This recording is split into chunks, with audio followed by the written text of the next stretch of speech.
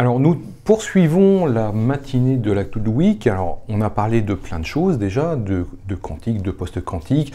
On a effleuré le sujet du matériel aussi ce matin. Et on a vu que derrière les services cloud, il y a forcément du matériel. Derrière l'IA, il y a forcément du matériel quelque part. Alors pour approfondir un petit peu le sujet, j'ai le plaisir d'accueillir Serge. Bonjour. Est-ce que vous pouvez vous présenter en quelques secondes? Donc Serge Palaric, je suis le vice-président des alliances et des OEM chez NVIDIA pour l'Europe. Très bien. Alors c'est vrai que si on est gamer ou geek ou développeur, on pense à NVIDIA surtout pour le matériel de gamer, les cartes graphiques et tout, mais on oublie souvent que vous avez aussi une grosse partie quand même sur les puces et sur les plateformes. Effectivement, tout le monde nous connaît pour GeForce, on va dire, mais ouais. on est très très présent depuis quelques années dans les data centers, avec une vraie volonté d'apporter des solutions à des problèmes compliqués en utilisant nos processeurs graphiques, mais pas simplement en fait. Les processeurs graphiques c'est une chose, on aborde plutôt les choses en fonction des cas d'usage et ce qu'on appelle les workloads, d'accord? Donc ça peut être l'IA, ça peut être la collaboration, ça peut être un certain nombre de workloads, et il faut voir NVIDIA aujourd'hui dans les data centers comme une société logicielle, une software company, on pourrait l'appeler, puisque en fait on définit des briques suivant les cas d'usage, et le matériel sera, je dirais, le même ou sur différentes formes pour adresser ces cas d'usage. Donc très présent dans les data centers, ça représente 7 à 8 milliards par an aujourd'hui pour NVIDIA, ce qui devient conséquent, et la volonté est complète de développer je dirais, ces solutions pour l'intelligence artificielle et le calcul, bien évidemment. Alors c'est vrai que lorsqu'on regarde un petit peu ce que vous faites, et notamment les dernières annonces qui ont été faites il y a 2-3 semaines, on parle de CPU, on parle de GPU, on parle aussi de DPU. Est-ce que pour vous c'est la même chose ou chacun a des spécificités bien précises selon, comme vous dites, les workloads et les usages? Alors il faut voir, oui, c'est plus spécifique aux usages en fait. Quand tu regardes les GPU, les GPU, ce sont des processeurs graphiques qui travaillent en parallèle, très adaptés au deep learning, ce qu'on appelle le deep learning. On peut travailler sur le machine learning aussi, il y a un certain nombre d'outils qui sont mis à cette disposition, et on les retrouve aujourd'hui dans les grands data centers. Les grands data centers de calcul, on en a parlé précédemment. Si vous prenez par exemple le centre de calcul Jean Zay qui est sur le plateau de Saclay, vous avez plus de 3000 GPU NVIDIA qui permettent aux centres de recherche, aux universités de faire leurs projets et de continuer à travailler sur des projets comme la génomique, comme le langage processing ou d'autres choses.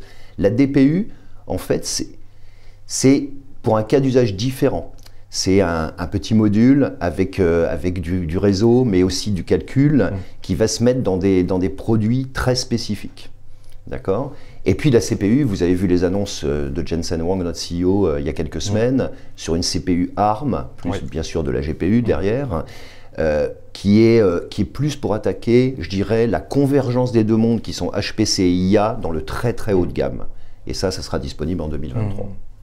Alors, ce qui est impressionnant avec tout ce que vous faites, effectivement, c'est la segmentation par workload et par usage, mais c'est de voir aussi que vous êtes capable de fournir le matériel, donc avec les GPU, les puces ARM aussi très très bientôt, mais aussi de travailler au niveau du software, donc toutes les couches qui vont permettre d'optimiser, parce que ce qu'il faut bien aussi dire à ceux et celles qui nous regardent, c'est que s'il n'y a pas d'optimisation du soft, des algos, etc., on est un petit peu coincé au bout du compte, non? On peut être coincé. On peut être coincé. Alors c'est vrai qu'en 2006, on a lancé un langage de programmation des corps des GPU qui s'appelle CUDA, qui aujourd'hui est utilisé par des millions de personnes, puisque le toolkit peut être complètement, je dirais, pris sur notre site web d'une façon complètement gratuite. Mais c'est pas simplement ça. CUDA, c'est le langage de base. Et ce qu'on fait dans ces différents workloads, on développe des choses préprogrammées pour les utilisateurs. Un exemple, dans le médical, on va avoir un outil qui s'appelle Clara, qui va amener plein de SDK, on va dire, de programmes prédéfinis que les développeurs vont pouvoir utiliser pour construire leurs propres applications. Alors, dans tous les domaines, c'est à peu près la même chose, puisque si on parle de l'automotive, on a Drive, qui permet de faire un peu la même chose dans ce secteur particulier.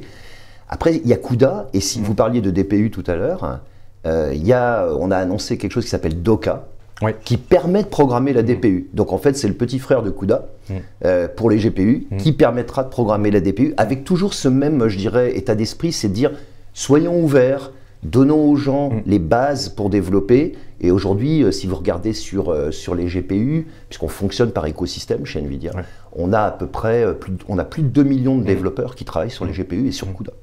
Alors, je rappelle quand même que CUDA, c'est vraiment du très très bas niveau.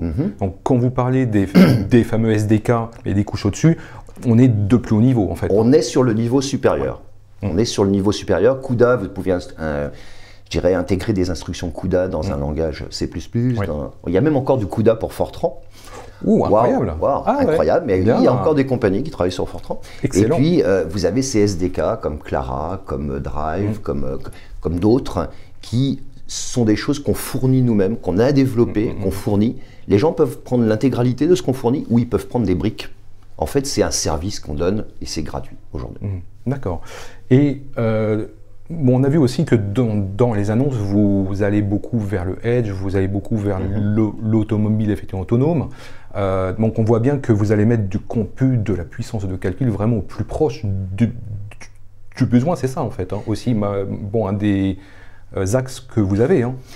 Oui, tout à fait. Je veux dire, sur le data center, vous allez faire toute la partie, ce qu'on appelle apprentissage. Quand on construit les modèles de neurones ou autres, vous allez faire la partie apprentissage. Après, il faut l'exploiter. Oui. Après, il y a différents moyens de l'exploiter. Soit on va l'exploiter à partir d'un data center ou d'un plus petit data center, soit on peut l'exploiter dans une caméra intelligente. Et là, je pense tout ce qui est traffic management, safety, sécurité, etc. Où là, on a en fait un petit module qui s'appelle Jetson, qu'on peut aller mettre dans des caméras intelligentes, qui a les mêmes architectures de GPU. Donc, les programmes développés vont travailler sur Jetson aussi. Oui, et puis en plus, on peut créer des petits POC assez rapidement avec ça. C'est très facile, très facile. Je crois que ce sera le mot de la fin, parce que le temps passe très vite. Alors, si vous ne connaissez pas la plateforme Jetson, franchement, je vous la conseille, parce que ça vous permet vraiment de comprendre comment vos équipes travaillent et comment, effectivement, on fait de l'intégration aussi bien hard que software. Exactement. Et ça, c'est super intéressant.